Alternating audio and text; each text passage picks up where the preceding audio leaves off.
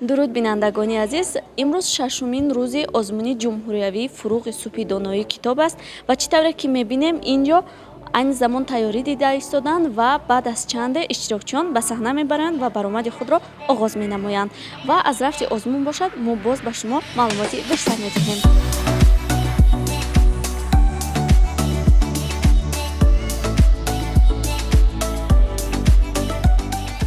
баргузории озмуни ҷумҳуриявии фуруғи субҳи доноии китоб аст дар ҷумҳурии соҳибистиқлоли тоҷикистон як иқдоми хиратмандона ва пайгиронаи асосгузори сулҳу ваҳдати миллӣ пешвои миллат президенти ҷумҳурии тоҷикистон муҳтарам эмомалӣ раҳмон аст ки ҷиҳати баланд бардоштани маърифати мардум, ҷалби наврасону ҷавонон ба китобхонӣ, бедор намудани ҳисси худогоҳию хештаншиносӣ дар вуҷуди онҳо, дарёфти истеъдодҳои тоза нақши бориз мегузорад.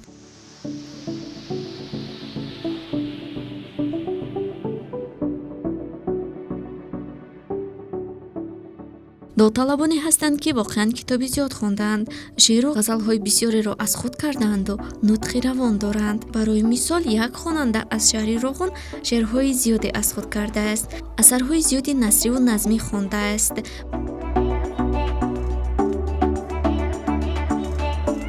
بر جانب خواجگی کلخاز بر مادری من چنین بفهمان فرزندی او شد بسی سرافراز فرزندی او هست شاد و خرم در بین دلاوران سرخ است دور هستی تو ولی نخورغم او در صف عسکران سرخ است ای مادر مهربان و غمخوار این قول دهم تو را ز وجدان در راه وطن همیشه تیار لازم شود در ورا دهم جان.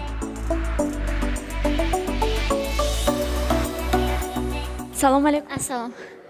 хуб, аввалан барои тамошобинон худро муаррифӣ мекардед. شیرین و صفیه سیادوونه هستم. خواننده صنف نهم مؤسسه تحصیلات میانه عمومی رقم 3 شهر راغون. дар озмун чӣ қадар шеъру ҳикоя ва анамон ғазалҳоро азбар карда будед? 500 شعری بچگانه، 200 غزل، 30,000 مصرع شعری و 15,000 بیت، 400 رباعی و 2 بیتی، 800 افسانه، 500 حکایه، در علاوه‌دگی 100 اثر بدیعی. خیلی خوب و برای اعضای اکامان هم خیلی پسند آمد. شما را اینچنین تعریف هم نموندند و یگان سوال آنها به جواب نموند. سالهای پیش هم اشتراک میکردید؟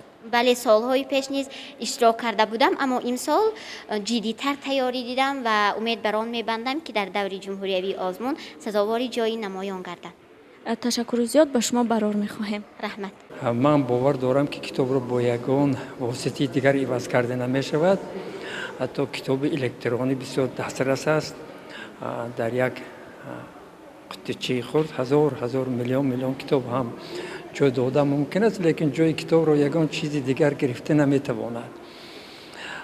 و یک داوطلبان بعضا یک کتابی را نام میگیرند کدامش بهتر، محض به همین موضوع بخشیده شده است. و در آخر کتاب، در آخر اثر گفتند که باز هم بهترین مواد خوانش همین کتاب است.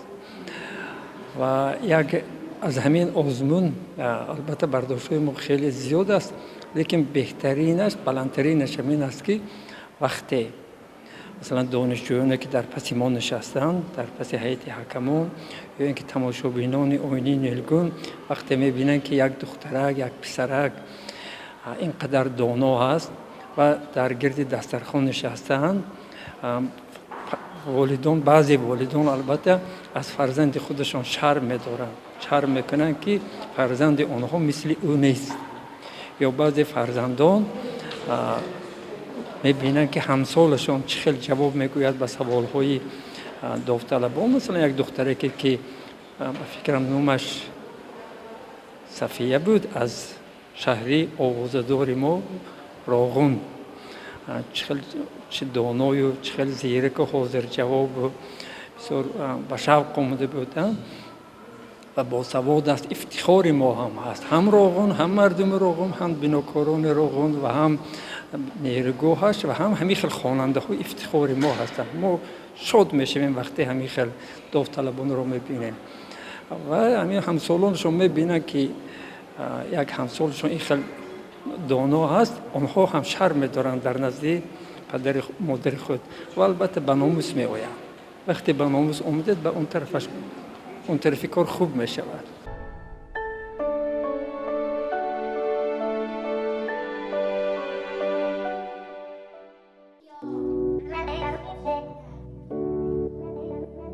این گل دخترکی زیبا باری اول است که در آزمون جمهوریوی فروغ سوپی دانایی کتاب است شرکت می‌ورزد.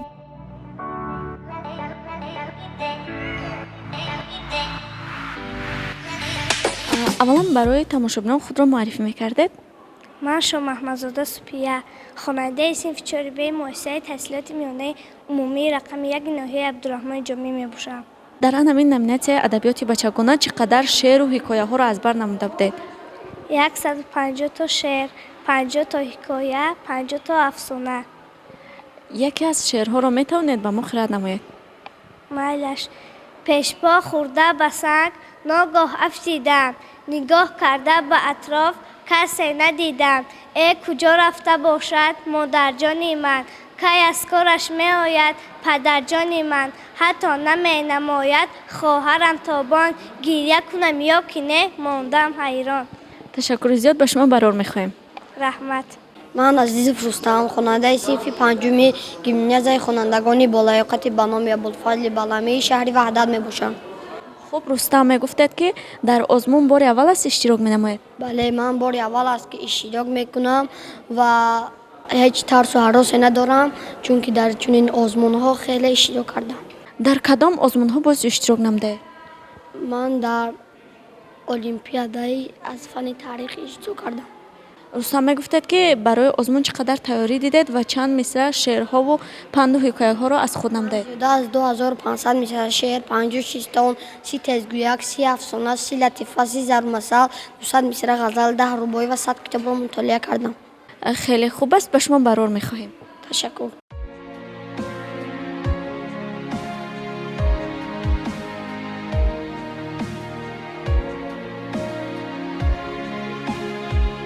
آزمون جمهوریوی فروغ سوپی دانایی کتاب است از جمله چنین اقدام‌های سازنده است که با مقصد افزون گشتن دانش ما جوانان اعلان کرده است. ما باید از این آزمون برای مطالعه و از بر نمودن آثار نیاگان و معاصر ثمرناک استفاده بریم.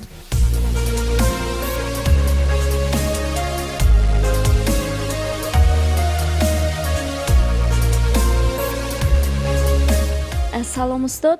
سلام.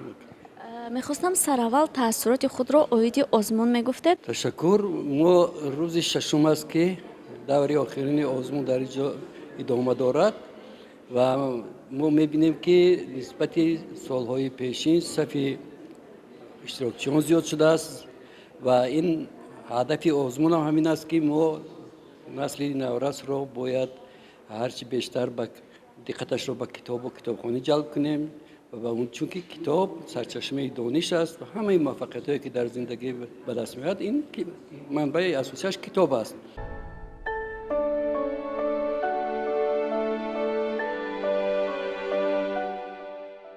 تماشابینان عزیز، چطوره که شما شاهد گشتید امروز روز ششم آزمون جمهوریوی فروغ سوپی دانایی کتاب است به انجام رسید و از رفت آزمون فردا به شما معلوماتی بیشتر خواهیم داد.